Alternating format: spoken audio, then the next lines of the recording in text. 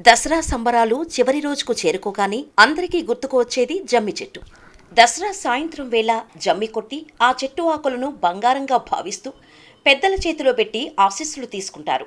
చెట్లని దైవంగా పూజించి కొలుచుకోవడం హైందవ సంస్కృతిలో తరచూ కనిపించేదే. కానీ ఈ దసరా రోజుకి జమ్మి చెట్టుకి మధ్య అనుబంధం ఏమిటి అన్న ప్రశ్నకు చాలా సమాధానాలే కనిపిస్తాయి. కాస్త జమ్మి గురించి.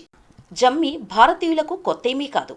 ఇంకా చెప్పాలంటే భారత ఉపఖండంలోని ఈ వృక్షం ఉద్భవించిందన్నది శాస్త్రవేత్తల అభిప్రాయం. అందుకని ఋగ్వేద కాలం నుంచే జమ్మి ప్రస్తావన కనిపిస్తుంది. అప్పట్లో ఈ చెట్టును అగ్నిని పుట్టించే సాధనంగా వాడేవారు. మనం పురాణాలలోనూ వేదాలలోనూ తరచూ వినే అరణిని ఈ జమ్మితోనే రూపొందించేవారు. జమ్మి ఎలాంటి ప్రాంతాలలో అయినా త్వరగా పెరిగేస్తుంది. నీటి లభ్యత పెద్దగా లేకున్నా కూడా సుదీర్ఘకాలం బతికేస్తుంది. అందుకే ఎడారి ప్రాంతమైన రాజస్థాన్ మొదలుకొని వర్షపాతం తక్కువగా ఉండే తెలంగాణ వరకు పొడి ప్రాంతాలలోని ప్రజలకు జమ్మి జీవనాధారంగా నిలుస్తోంది. పట్నం వాసులకు జమ్మి ప్రయోజనాల గురించి పెద్దగా తెలియకపోవచ్చు. కానీ రైతులకు, గ్రామీణ ప్రాంతాల వారికి జమ్మి అంటే ప్రాణం. దీని కొమ్మలు, ఆకులు పశువులకు మేతగా ఉపయోగపడతాయి. దీని వేళ్లు భూసారాన్ని పట్టి ఉంచుతాయి. ఈ చెట్టులోని ప్రతి భాగాన్ని నాటు వైద్యంలో ఔషధాలుగా వాడుతారు. ఈ చెట్టు నుంచి వచ్చే గాలిని పీల్చినా, దీని చుట్టూ ప్రదక్షిణాలు చేసినా ఆరోగ్యం సమకూరుతుందని పెద్దల నమ్మకం. అందుకే వినాయక చవితి నాడు పూజించే 21 పత్రాలలో శమీపత్రాన్ని కూడా చేర్చారు. దసరా జమ్మి చెట్టు. ఏడాది పాటు అజ్ఞానవాసానికి బయలుదేరిన పాండవులు విజయదశమి రోజుని తమ ఆయుధాలను జమ్మి చెట్టు మీద దాచి వెళ్లారట. తిరిగి అదే విజయదశమి నాడు వారు జమ్మి చెట్టు రూపంలో ఉన్న అపరాజిత దేవిని పూజించి తమ ఆయుధాలను తీసుకున్నారు. అలా పాండవులకు అపరాజితాదేవి ఆశీస్సులు ఉండబట్టి వారు యుద్ధంలో గెలిచారని నమ్ముతారు. కేవలం పాండవులే కాదు, రామునికి సైతం జమ్మి చెట్టు ప్రీతికరమైనదని చెబుతారు. పైగా జమ్మి చెట్టుని స్త్రీ స్వరూపంగా భావిస్తారు. ఆ శక్తి అనుగ్రహం కూడా రాముల వారికి లభించినట్టే. అందుకే ఆయన రావణునితో జరిగిన సంగ్రామంలో గెలుపొందారట. జమ్మి చెట్టుకి మన పురాణాలలోనూ జీవితాలలోనూ ఇంతటి సంబంధం ఉండబట్టే దసరా నాడున జమ్మి చెట్టుకు పూజలు చేస్తారు. శమీ వృక్షానికి ప్రదక్షిణలు చేస్తూ ఈ క్రింది శ్లోకాలను చదువుకుంటారు.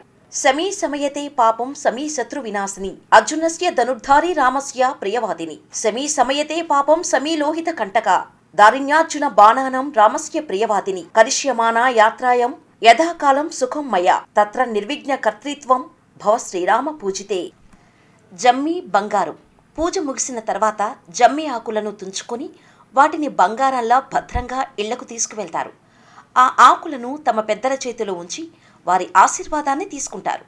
జమ్మి ఆకులకు ఉన్న ఆధ్యాత్మిక ప్రాధాన్యత రీత్యా అవి బంగారంతో సమానమవ్వటంతో ఏమాత్రం సందేహం లేదు. పైగా కుబేరుడు ఒకనాడు రఘుమహారాజుకి భయపడి జమ్మి చెట్టున్న తావున బంగారాన్ని కురిపించాడనే గాథ ఎలాగూ ప్రచారంలో ఉంది. అలాంటి జమ్మి ఆకులను శుభంగా భావించి జమ్మి కొట్టేందుకు రాలేకపోయిన పెద్దల చేతిలో ఉంచుతారు. జమ్మిని పూజించటం అంటే జీవితంలో సకల విజయాలను సాధించాలని కోరుకోవడమే. పిల్లల మనసులోని ఈ విజయాకాంక్షను గ్రహించిన పెద్దలు వారి మనోకామన నెరవేరాలని తమ దీవెనలను కూడా జతచేస్తారు. పాలపిట్ట.